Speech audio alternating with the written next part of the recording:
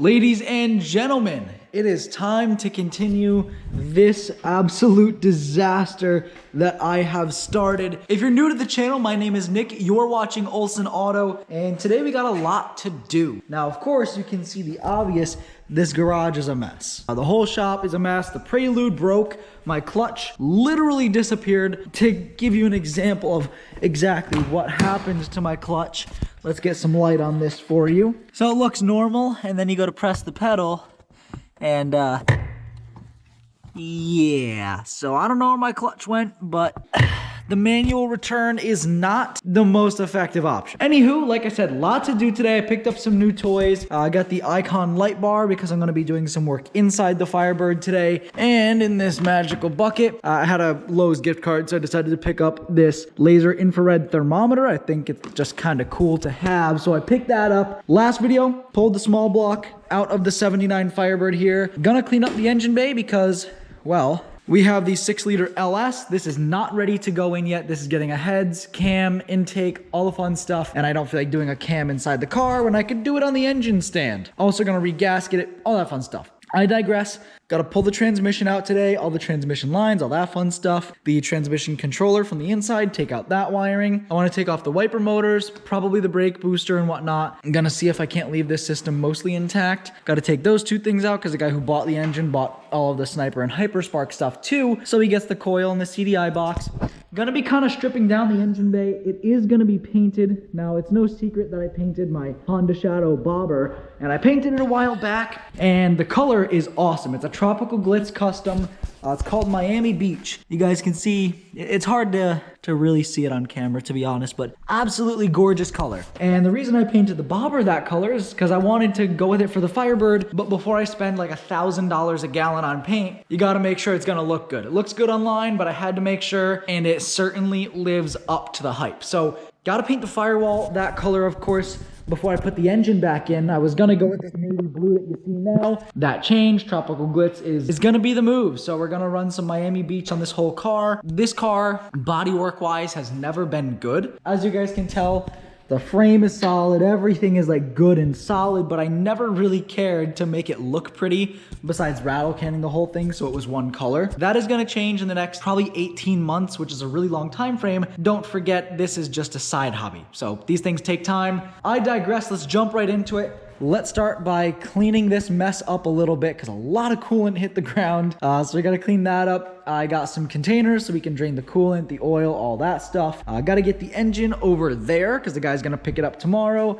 Get all the Sniper stuff together. Gonna label all the wires for him just so that's nice and easy. Clean everything up in here and then get to work on this. So with the snap of my fingers, hey, there we go. So as you can see, got it pretty cleaned up. Most of the stuff is off the bench that doesn't need to be there. A little bit of work to do here. I know it's probably very loud with the rain echoing off the roof. I plan to fix that soon. This is the new light bar that I got. So works pretty good, I would say. Got to take off the Sniper CDI box, drop the transmission out, pull out the shifter stuff, all that. So let's start with that.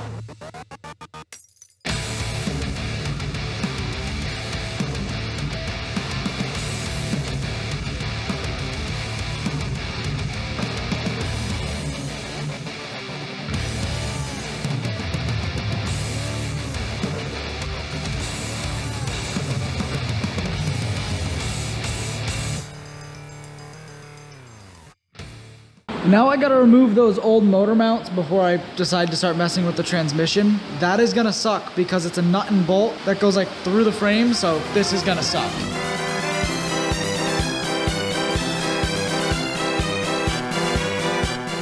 All right, so I got the two motor mounts out. Now, if you guys aren't aware, the F-bodies, specifically the first and second gen F-bodies, have notoriously annoying engine mounts to remove. So it's the two-part engine mount, so the piece that mounts to the chassis, the subframe there, and then the little metal hook thing that mounts to the engine so that it can grab it. Let me go get the engine mount and show you what we're working with. All right, so this is the engine mount. This is a pretty typical small block Chevy engine mount that you're probably mostly familiar with. And of course, there's gonna be two of them. So they both sit like this, two bolt holes up top and one on the bottom. Now, technically, I think because I was running a small block, I was supposed to have it flipped upside down. I digress. So it sits like that. and there's a nut and bolt. So you send the nut through there, the bolt holds it on the back, and boom, you have it clamped to the subframe. You may be wondering, Nick, how do you get to the nut on the back of it? It's a little bit easier with some light. So you're probably wondering, Nick, how do you get to the nut on the back of that subframe? Oh, there must be some nice access on the back. Well, let's take a look at the back and see how much access we have.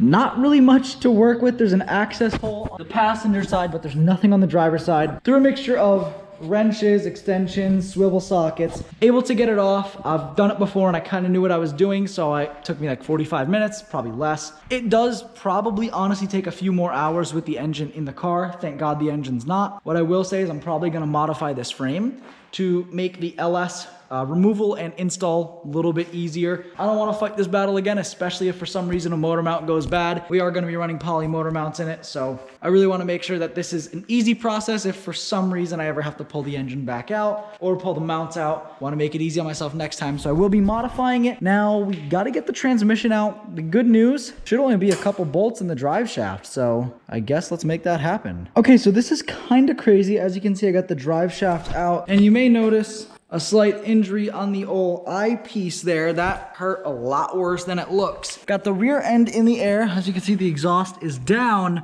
The thing is, I didn't drop the exhaust. The exhaust fell on its own. I'm gonna grab this light for you. This was the hanger that I had. Not really the best hanger, for being honest. I'm gonna redo it. It literally ripped a part of the floor out.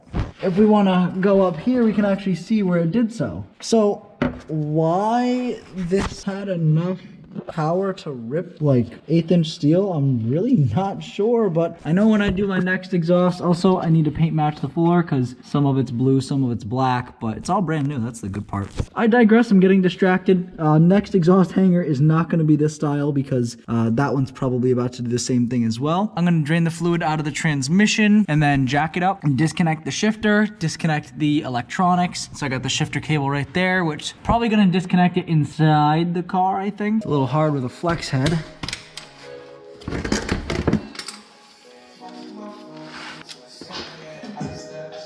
So that's draining, and I can't get the exhaust apart because I was stupid and I used the dumb clamps, and now I'm paying the price for that. So I had to take the exhaust off, had to Sawzall it because I was stupid and I used this style of clamp, which basically means you're not getting the exhaust back apart. It's getting a full new stainless exhaust. I'm gonna use some actual clamps next time, so it's reasonable. Like I said, when I first built this car, I thought I did such a good job. And you know, compared to what most people would have done, it probably was pretty decent, but I want to make it crazy good now. And I think we have a pretty solid foundation to work off of. I'm about to take the transmission off. I have some boards of wood. I have it up on a jack stand. I took out the 4 bolts, the 2 here and the 2 on the other side for the cross member. I have the 1 big bolt in the middle. I'm gonna wiggle the cross member out, and hopefully I have a nice even bite on the transmission. Got the wiring disconnected. The shifter cable is off. Took the torque converter off as well, so there's less weight to be possibly landing on my face. Let's see what we can do. All right, now I figure this is an okay camera angle for this, because if anything happens, you'll see it. If nothing happens, it doesn't matter.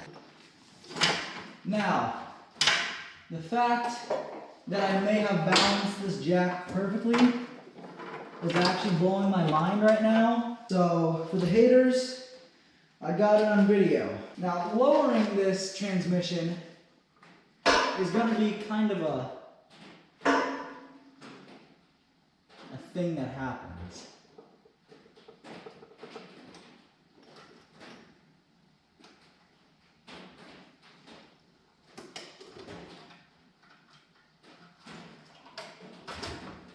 For the most part, it's out. I will be damned. I could have lifted it a little further back. I think I got that idea as I started picking it up, but that's not bad, ladies and gentlemen. I don't think that transmission's gonna fit out of any which way of this vehicle besides sideways. Taking a look around the garage, you might notice there is no more small block 350. That's right. Charlie, the guy who bought it, he just came and picked it up. It dumped a little bit of coolant on the ground. I cleaned it up, but dumped some coolant. As you guys can see, cherry picker is back where it rightfully belongs. The small block is gone. Hopefully it's in good hands and he gets to make some nice use out of it. It worked pretty good for me, just wasn't enough power, and I wanted an LS because I want to spin 7,000 RPM going down the road. I digress. Took the passenger seat out of the Firebird, and of course the transmission's out, but that means we have to get the transmission goodies out of the car as well. If you guys do recall, we have the Easy TCU, which is mounted under the passenger seat, and all of the wiring to go along with it. And we are going to, well, we're going to take all that wiring back out now because we will not need it. I will be the TCU.